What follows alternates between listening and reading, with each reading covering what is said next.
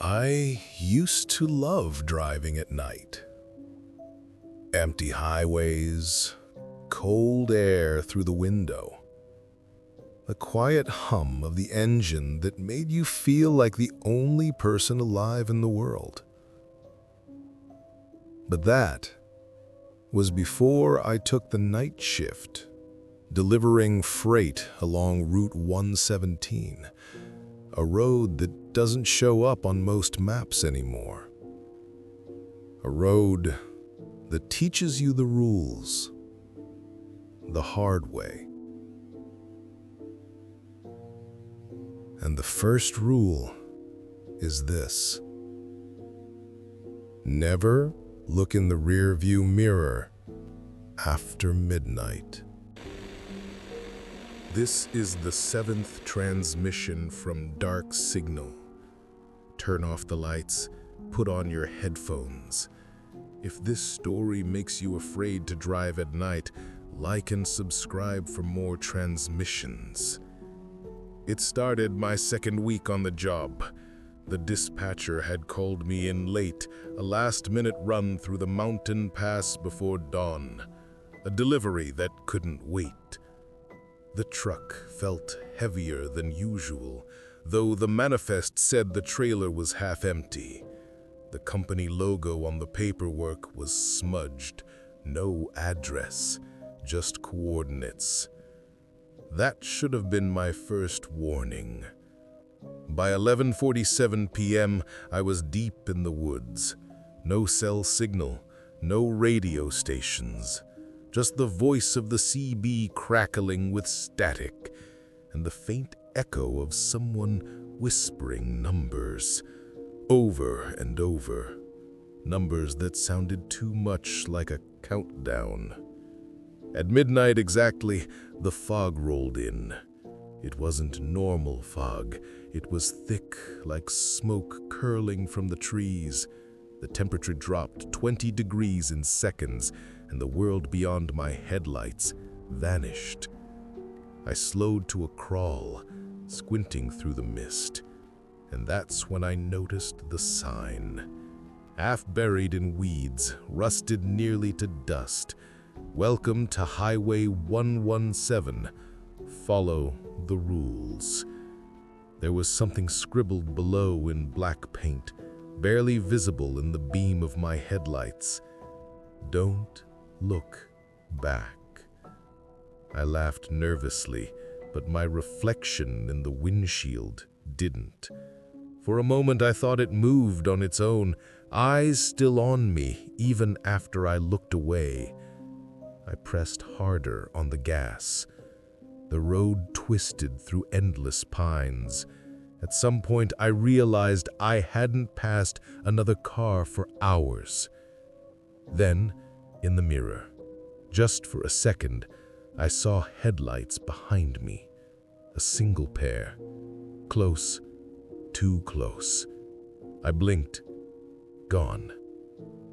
I told myself it was my imagination, or maybe the reflection of my own taillights bouncing off the fog. But the CB crackled again. A voice whispered, slow and deliberate, "You looked, didn't you?" The voice was soft, almost kind, like it knew me. I yanked the cord out of the radio. Silence. For the next mile, I tried to steady my breathing. The road stretched ahead, smooth, empty, endless. But then, in the rearview mirror, the fog behind me moved. It was forming shapes, people, tall, thin silhouettes walking along the highway shoulder, faces turned away, arms hanging wrong like puppets cut from their strings. I gripped the wheel until my knuckles went white. Every instinct screamed to look again, to make sure they weren't getting closer. But that's how it gets you. That's rule number 2. If you see movement in the fog, ignore it. It only becomes real if you acknowledge it. The whispers returned, this time from the back seat. "You shouldn't be here," a voice said. It sounded like my father's. He's been dead for 7 years. I didn't turn around. I couldn't. Something brushed the back of my neck, a cold fingertip tracing my skin. Then faintly in the mirror, I saw it, a reflection that wasn't mine. A man sitting behind me, grinning. The truck veered.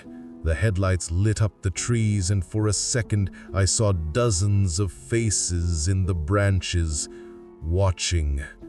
I slammed on the brakes. Silence again. Only the ticking of the engine. Then came the laughter, soft, right next to my ear.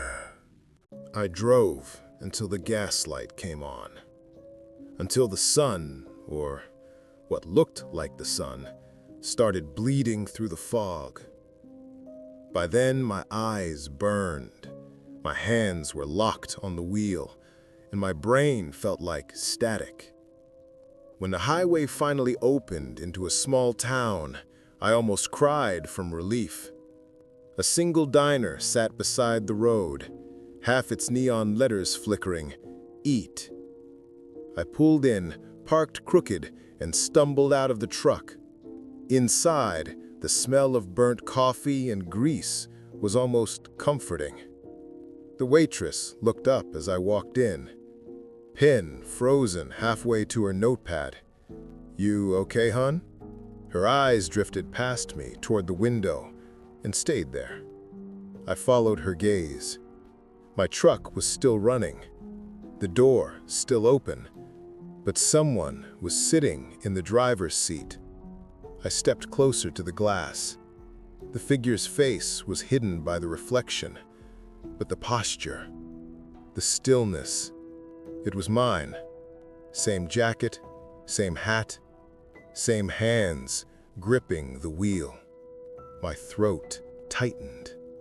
"I just came from that truck," I whispered. The waitress shook her head slowly. "Then who's still in it?" I ran outside. The air felt wrong, heavy, electric. When I looked again, the driver's door was closed. The figure inside turned its head toward me, and that's when I saw it. Its eyes. They weren't reflecting the sunrise. They were glowing, white, empty, like headlights trapped in a skull. I reached for the handle, but before I touched it, the CB inside the cab crackled to life. Through the static came my own voice. "You shouldn't have looked." The engine roared. The headlights flashed, once, twice, and then the truck peeled backward out of the lot, tire screaming, disappearing into the fog that had no right to still exist in daylight. I stood there shaking until the sound faded completely. The waitress came out to stand beside me, arms crossed tight. Her voice was barely above a whisper. "You're not the first driver who's come off that road. They always think they made it out. They always leave something behind." "What do you mean?" I asked. She didn't answer. Instead, she pointed to the reflection in the diner window. 2 figures stood there, her and me, but the other version of me was still sitting behind the wheel of that truck, staring back. I tried to go home that night, but I couldn't find the turnoff. The roads kept looping, connecting to themselves. Every sign said 117, no matter which direction I turned. The gas gauge hasn't moved in hours. The fog's back.